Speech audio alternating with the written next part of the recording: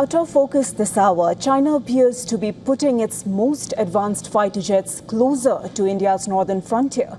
Satellite imagery accessed by WION shows 12 J-20 stealth fighters positioned at two Chinese air bases during late June and early July. These satellite images, sourced from Vanta, they show 8 fighter jets at Hotan in Xinjiang. It is located about 400 kilometers from Leh in India. While 4 was seen at Damxung in Tibet, the base lies 344 kilometers northwest of Tawang in Arunachal Pradesh. The imagery offers a rare glimpse of China's 5th generation air power operating from bases facing India.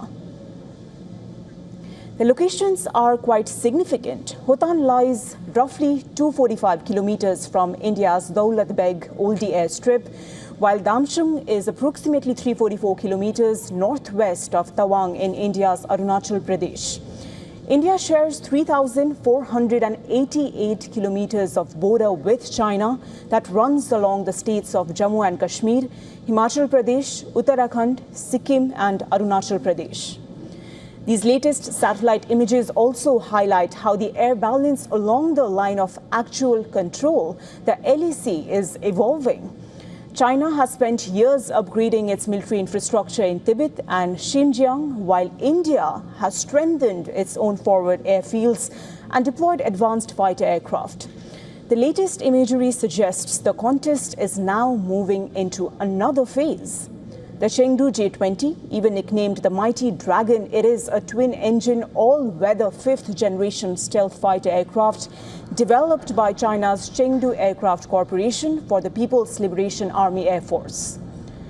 Now, first flown back in 2011 and officially introduced in 2017, it is designed primarily as an air superiority fighter with long-range interception and precision strike capabilities. So the message is not necessarily that a confrontation is imminent, but the military calculation is extremely clear. China is increasingly comfortable operating advanced aircraft from high-altitude bases close to India's northern and eastern sectors. That gives the People's Liberation Army Air Force greater options in a crisis, while forcing India all the while to track a more sophisticated threat. The Indian Air Force maintains a highly strategic network of primary air bases and specialized advanced landing grounds along the 3,488-kilometer line of actual control shared with China. The forward air bases of the Indian Defence Force have been equipped to take care of situations along the western and northern fronts and have seen extensive flying operations in the recent past. The IAF is also incorporating next-generation radar technology, secure communication systems, and stronger cybersecurity capabilities to address evolving security challenges. Even the relations between New Delhi and Beijing have cautiously normalized, and while diplomats trade cautious communiques about disengagement in valley bottoms, the skies above tell a far more aggressive truth.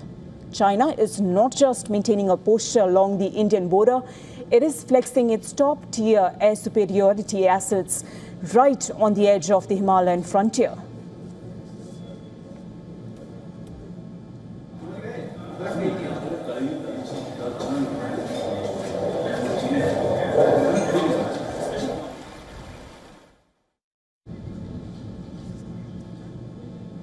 For more on this, we are being joined live by Major General Sudhakar Ji. He is a senior geopolitical, strategic, international affairs and defense expert from Jaipur.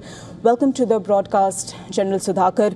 Let me start here, General. 5 years after Galwan, we're looking at satellite images of China's most advanced fighters operating close to India, even J-20, the Mighty Dragon. It is positioned there now. When you see these images, what's the first thing that catches your attention? Yeah, good afternoon, Kripa. Thank you very much for inviting me to your very elite and prestigious channel. And at the very outset, I would like to dispel certain fears and apprehension, because to a layman, it would appear that the 5th generation aircrafts are lined up very close to the border and opposite Ladakh or Leh and opposite Tawang sector. So the fifth generation, when you talk about the fifth generation, what it actually implies is that it has got the stealth technology. The stealth technology means no radar system available in the world order can ever detect because they will be low flying, they will be hugging almost very close to the contour of the earth, and they will be skipping the beam of the radar. So therefore, they cannot be picked up by the radar. Now, it is one thing to claim the fifth generation of stealth technology. It is another thing to actually have and demonstrate that capability. So when you take your mind back to Operation Sindoor, from the night of 6-7 May 2025 till the night of 10th, 11th of May, you would see that much of the weapon platforms which Pakistan used against India, they were of Chinese version. One such example is J-10C. J-10C is a 4.5 generation aircraft which is capable of carrying 15 PL-15PE kind of air-to-air missile.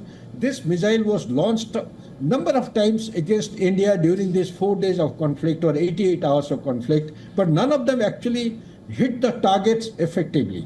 Also at the same time they had HQ, it's an air defense kind of a system from ground to air, and it fires at a range of 145 to 200 kilometers. That also did not find any kind of success towards its credit. So therefore, both the platforms made up by China, provided to Pakistan, they had been rendered useless. Let me also break another news to respond to your question. There is a thing called a WDMMA. What is WDMMA 2025 ranking?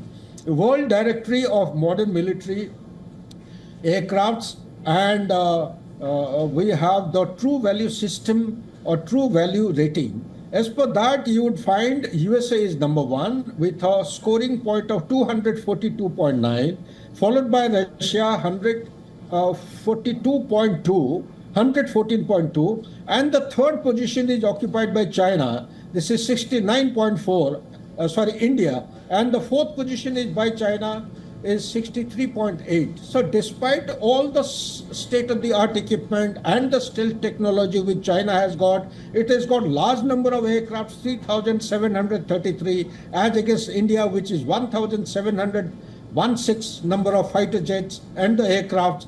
So China is below India. Why is it so? When you go into the details, this particular report, it actually highlights a couple of issues, that India has got a balanced mix of aircrafts which enhances the multi-domain operation capability of the response matrix, and also it is found most suitable, far better than China, for rapid deployment, rapid transportation, rapid training, and also rapid deployment for special mission tasks, whereas China is handicapped by one predominant factor: it is less operationally diversified.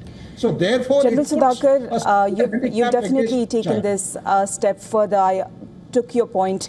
Let me just ask you, as a soldier as well, you've seen Kargil, you've even served in Siachen, you've commanded in Tawang and Ladakh as well. So this expertise brings in a lot of perspective. I get that. Do they also assure you that Indian Army is prepared for any happening that comes along? We are fully prepared, although a lot of my colleagues listening to me or watching me, they would have apprehension. But let me assure you that during Operation Sindoor, not a single projectile was allowed to come across the Iron Dome, India's Iron Dome then. It was a fully integrated anti-air defense kind of ecosystem or the architecture. How we are prepared is, we must understand that by the saying that balanced mix of aircraft, we have a passive detection measure. Passive detection measure, which is called a NEBO SUV. A common man may not be able to understand. This has got the ability to pick up aircraft flying at a low altitude and with stealth technology, by virtue of very, very extremely high frequency and also the ultra high frequency, they had the ability to pick up. Similarly, the Su-30 Mark 1 that we have and the Rafale series 4.5 series generation, these aircrafts, they have got array antenna. The array antenna has got the ability to pick up these kind of aircrafts. And third and most important, Kripa, if you allow me, is that the The airborne anti-surveillance platform that we have, India has, Netra particularly, they have got the system to integrate with the ground station and pick up the low-flying aircraft. So till such time India develops its AMCA, the advanced version of the aircraft, we are talking of the mobile aircraft by 2030, which is the fifth generation, will have the stealth technology. Until then, India has to do good, but however, I would strongly recommend that India needs to double down its effort, going for the stealth technology. And also, I will be doing this service if I do not highlight the S-400. S-400 is such a fantastic anti-air defense ecosystem and a projectile that it has got the ability at a long distance to neutralize low-flying aircraft which are trying to avoid the radar detection. So all these systems put together, our northern border is fully prepared to address any such kind of misadventure coming from China's side. Back to you, Kripa. Right, General Sudhakar. As you rightly said, the Rafale's S-400S, better surveillance, stronger forward bases. India does have everything in its arsenal at this moment. You also know this terrain better than most, and you've spent a career studying military signals. So when we look at this deployment, is China trying to tell India something bigger? What do you think? Yes, China definitely is going to give us a signal. He is not looking at India as a contestant. It is a competitor, all right. But China's big aim is to compare itself with the USA. Its big aim is to rejuvenate the Middle Kingdom concept by 2049 or earlier than that. It wants to redeem its century of humiliation, and it wants to become attain the global past status at the earliest, but certainly not later than 2049. Plus, it has got many aims and ambitions of integrating or reunifying Taiwan and likewise. But amongst all this, it is actually preparing to contest against USA. India is just a kind of a regional kind of a pinprick as far as China's perception is concerned, and therefore it would like to waste any time and energy in going in for any major conflict against India. It would like to deal with India by other means. By other means it could be economy, it could be trade, it could be commercial, it could be a rare earth element, etc., etc. So therefore, to sum up what I have said, long and short is that while all this may be the perception of China, does it mean that India should lower its guards? No, certainly not. Therefore, we are going in for, we already have 36 Rafales available with the Air Force. We have about 26 Rafales with the Indian Navy. We are going in for acquisition of 114 4.5 generation, the strategic resource from France. Also, the talk on technology transfer is going on. Safran technology for aerospace engine is also under very deliberate discussions, and we are looking out for alternate measures as to how best can we speed up. Indeed, General Sudhakar. Yes, that's of course the tactical picture, General Sudhakar. But here's where it gets interesting. Diplomats, they often talk about stability in the relation between India and China, but the military buildup hasn't slowed down whatsoever. We often talk about who has the better aircraft, but modern militaries win through planning, networks, and decision making. And India is growing by the day in those regards, of course. But why is there such a gap between diplomacy and the military action? Kripa, very interesting and very brilliant question, I would say. My response to the question would be basically predominated by the insecurities that China perceives, which are actually posing as a challenge to realize its goal. Its goal is to become a global power by 2049 or earlier than that. And the biggest challenge to China today is the sea lanes of communication through which it transports close to 83.7% of total import of fossil fuel. It passes from the Persian Gulf and goes through the 9-degree and the 6-degree channel through the Indian Ocean, through Malacca Strait, then to the eastern seaboard. And this distance, which takes around 14 to 21 days, also could be little more because of inclement weather, is subject to a number of choke points which have got the ability to choke its safe and secure passage. Plus, also be aware that large percentage, more than 60% by volume of China's export actually passes through the maritime sea lanes. And be mindful of the fact China is an economy which predominantly is an export-oriented economy. So therefore, if it is maritime security, unless the sea lanes are secure and safe, and major share of it passing through Indian Ocean will always make China feel insecure. Therefore, it wants to strangulate India or carry out strategic encirclement. Whether it will be successful or not, it's a matter of time, and the contestation of the warfare by different means will go on the way it is actually unfolding by the day. And the time will tell us how China is going to address all such issues for better safety and security of its energy, number one. Number two, its trade and commercial activities. Number three, its economy. Its economy, which once upon a time, couple of years back, it was actually running at a double-digit figure. Now it has come down to 4.5 despite best efforts. So therefore, will China be able to get back to that favorable stage of peaceful rise, which was happening about 10 or 15 years back for a span of almost 30 years, or it is going to go through a kind of a declining state of growth of its economy? Because there are very serious challenges. Yes, General Sudhakar, there are several challenges, but India is also sharpening its arsenal and remaining prepared for whatever comes ahead. Thank you so much for your perspective and making time for us.